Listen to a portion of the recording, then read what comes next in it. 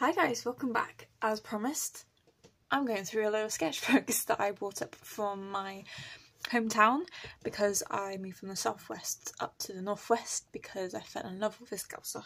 And today I've picked out another sketchbook. I have no idea what this is. We're just going to explore it and see where it goes and see if I can remember it. It's kind of a look back onto my art practice from either college, university, school, any of the above really. So we're just gonna crack on and see how we go. Let's hope that I can actually work out which project this is because I know that some of the projects took several sketchbooks. I think one of them took like 3 or 4 of these A4 sketchbooks at the time, so this should be insightful. Here we go. Straight in with some research.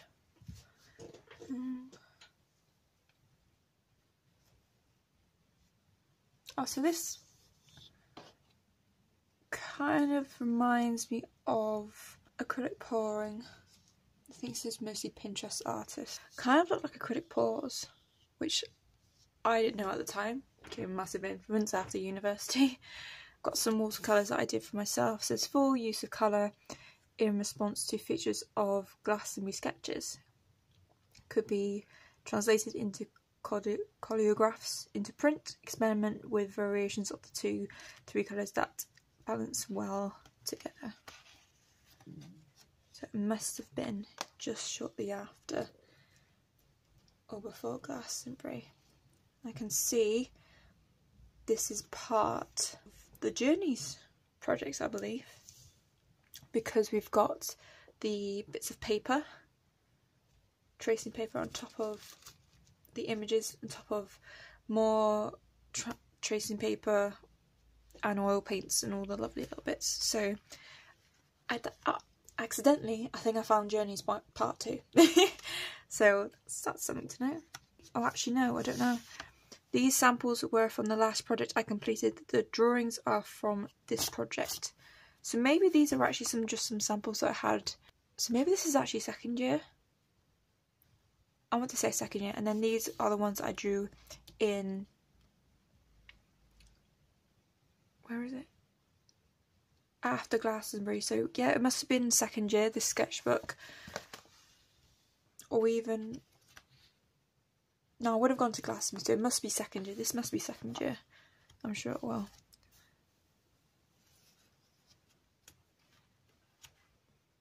Got an artist's inspiration. I always love these vivid marks. Like the definition between the dark and the light is just extraordinary.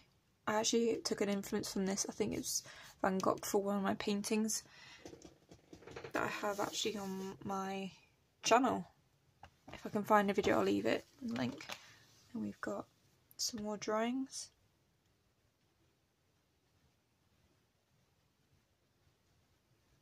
Some artist influences. Oh, it's a proper like Bromwell. There, that's cool. Oh, Linda Brothwell. I think that was from when she came in and did a talk. I think 4 artists each year came in and gave a little talk, and then we've got some more artist influence. Cook Jackson, lovely texture and form from that. Really enjoyed writing. I loved it when you got all the pictures within the page and then you just wrote around it. This has to be second year because I remember painting these. I knew we were in a different studio, so yeah, it is definitely second year. I was just trying to do something with the paint. Jeremy Garner back in here as well again. Fancy. See how it goes. I tried to replicate the tracing paper through putting oil paints onto a board, letting it dry and then covered it with chalk. It did work to some extent because the marks that were left over were just so exhilarating, but you had the texture left over from the oil paints, but the colour still came through. You just kept on spraying like hairspray to set the chalk, and then you can like carry on putting chalk on top. It made these lovely marks because like that's the very start of it, and that was before you put the chalk on. It just made these the photographs don't do its justice, basically. I don't actually have the painting anymore because I sold it, which is great. And then I've got the same again, oil paints. I think that's the end product, but then I decided to change it completely. Then we've got more landscapes, drawings, artists, and then I think this is when I went over to printmaking, because I think I remember sitting down with my lecturer and going, I know what I'm interested in, but I don't know how to replicate it, because as you can see from previous pages, I had all this colour and I wanted to use colour, but I couldn't balance it out without dulling back the colour, but I wanted to make sure you could see all the texture and form and all that. So this is when I went to cardiograph board, which is a printmaking process. So you kind of carve it out, add things on top to create wonderful prints. And I still got some of these prints. That little, it's A4, the print, the actual cardiograph print. It's marvellous. It's just a mixture of basically paint on paper. And we've got some more artists, some inspiration. Put Berlin back in here because it's inspirational, isn't it? I suppose. And then I've got, those are the cardiograph prints, which I took my drawings and then translated them onto card and worked from there.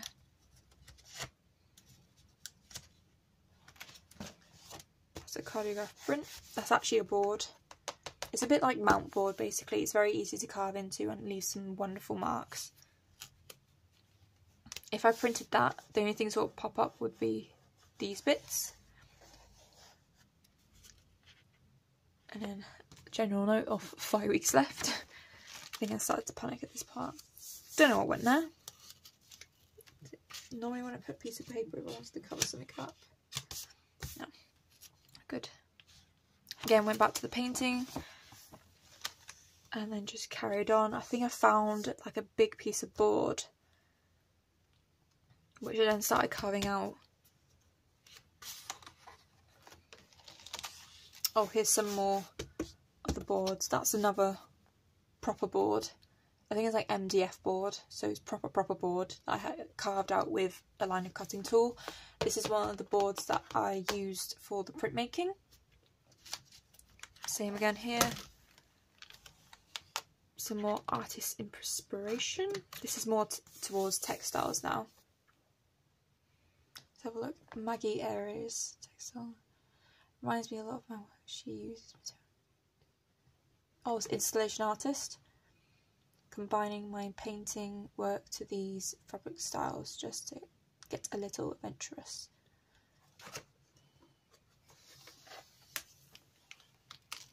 And I've got another piece of mount board, which I don't think I ever printed on because it's way too clean. I've got another artist, DJ Simpson. Some lovely carvings. It looks like he used a wood laser cutter. And we've got some massive drawings, which actually I can say that these drawings were like how you remember a project so well.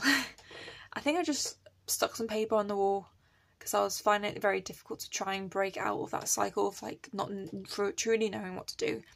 I stuck 2 A3 pieces of paper on the wall and just started drawing with marks, and then I came across this one is like a final piece but it's turned that way, and then I came across this one at the very bottom and I kind of paired them together because they have very similar characteristics and I felt like they were very much what they were from the very start. This was the process of it, so I took a photograph every now and again and just carried on from there really. Adding and subtracting little bits of pieces with chalk. I also have a little book.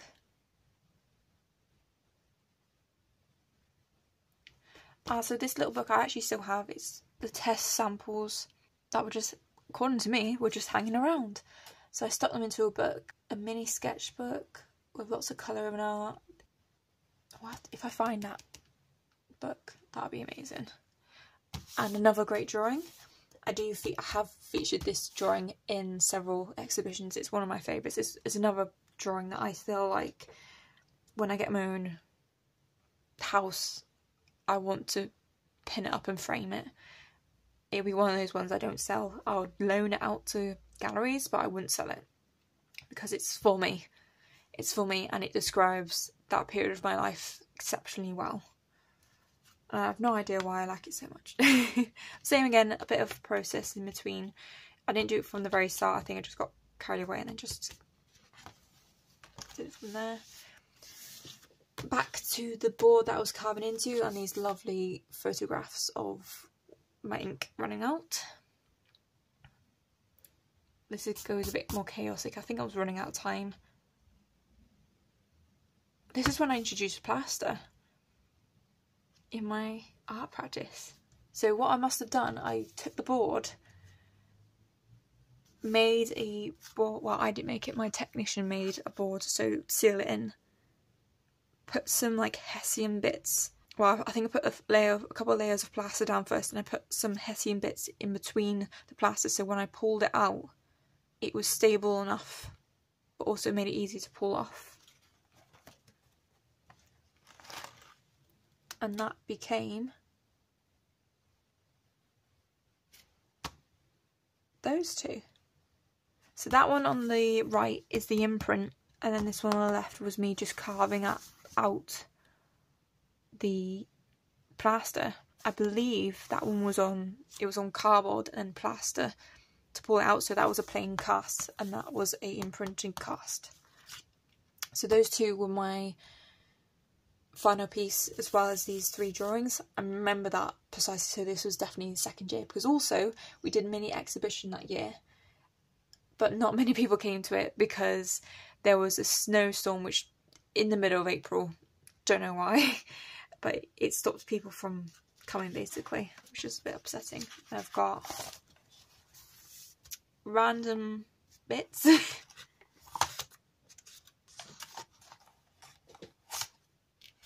I think that's just a cardiograph board, and I think I'm just talking about, turns out we can carry on with the project into the second semester if you have enough time. I can start the wood plates. Tuesday, start to make the plate plasters. Ask if cut up small pieces of wood to imprint. Also bought MDF board to carve into. Meanwhile, I have 2 small boards on the go. They are only glued together with PVA glue, gun, plaster. Thought they would be interesting to carve into as 2 different types of wood. Okay. Oh, so that must be different. So I think that's actually a proper, like, what is it? What's the process where they recycle wood? Wood chip, that's the word. I think that's wood chip board, which I started to carve into.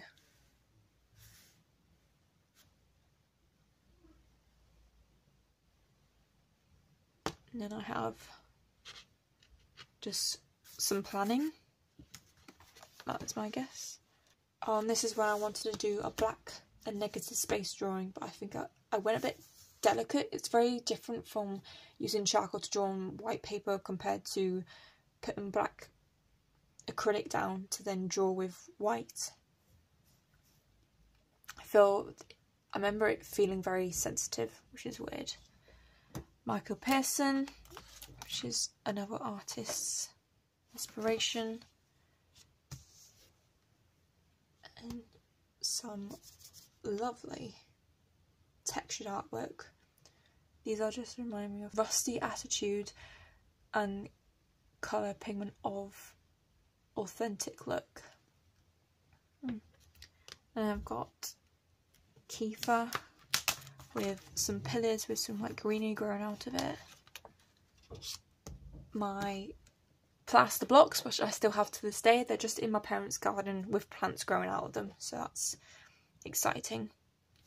And then I've got the Boyle family, which apparently, hold me if I'm wrong, they just point to a random place on a map, go there, imprint what's on the ground, and then display it, which is what these lovely bits are. But this is my artwork. I think these were just plain cast plaster, and I just started to carve for it. And then some more printmaking. Very, very colourful. These were from the mat boards from previously. Oh, these are nice. That's quite subtle and sweet, actually. And then there's an idea because I think I went to go see London. Went to the Tate in London and saw the Marilyn Monroe, sorry, print, where it's several different prints, and it gradually fades every time you reprint. And I've got whatever that is. I think that those are the prices, I believe, of what and how it costed me. I think I was looking at screen printing, and black and white drawings, glass moulding, carving plaster, concrete and oil. I think I was just trying to work out which direction I wanted to go, or even what projects I was going towards. But yeah, wow, that is a bit of a blast from the past, isn't it? I'll go back to find my favourite page, shall I? There we go, favourite page found. Not to say the rest of it went, but wow. Okay guys, I hope you enjoyed that as much as I did, I did exploring it. It's definitely a blast from the past, and I can definitely tell you this was second year. I remember second year like it was yesterday, because the first year you basically got told a load of techniques and you weren't really given a chance to go off and do it.